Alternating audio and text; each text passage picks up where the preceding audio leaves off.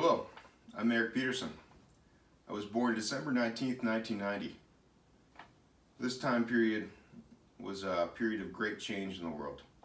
The Soviet Union was still around, a point which definitely makes me feel quite aged.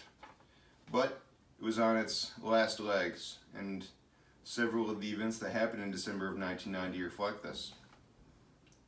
However, despite the massive change that occurred during this month, quite a few things actually stayed the same. The top Billboard chart during most of December of 1990 was Because I Love You by Stevie B. I've actually never heard of either the song or this artist. My wife, who's a lot more musically inclined, had never actually heard of this song either, which definitely raises a bit of a question in my mind.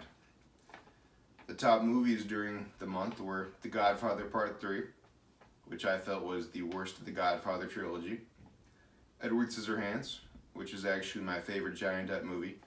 I really appreciated the artistic elements and the plot, and Kindergarten Cop, which starred the future governor of California, Arnold Schwarzenegger. Additionally, the top movie during my birthday was Home Alone, the original. During this time, the Persian Gulf crisis was starting to rear its ugly head.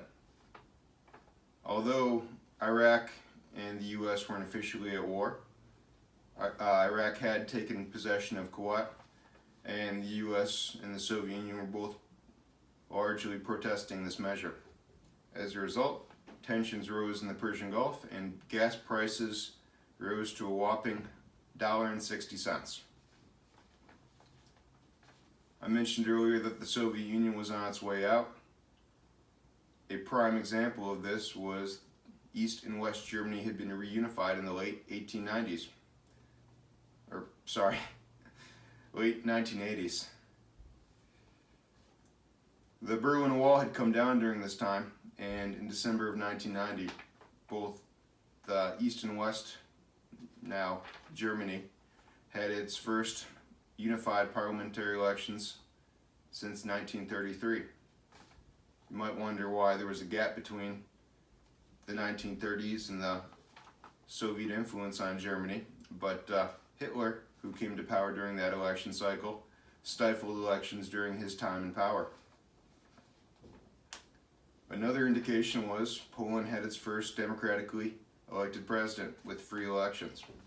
They had had several presidents elected prior, but none of the elections were really all that above board. The president, I'm going to butcher this, but Lech Walesa was his name. He was famous in Poland for founding the Solidarity movement, which galvanized the unions against the Soviets. His slogan was, "I don't want to, but I'll have to." The governor of Michigan at the time was James Blanchard.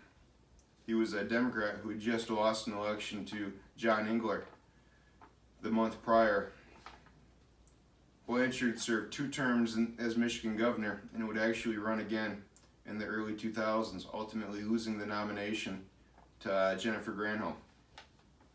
The president at the time was George H.W. Bush, who was previously the vice president to Ronald Reagan and would only serve 1 term, losing to Bill Clinton in 1992. His son, of course, would be elected in 2000.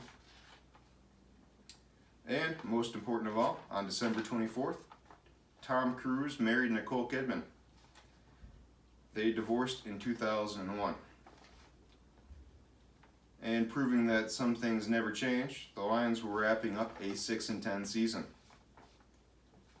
Although the time of my birth was a very chaotic time for the world, the Soviet Union's ending sent shockwaves throughout much of Europe and the rest of the world.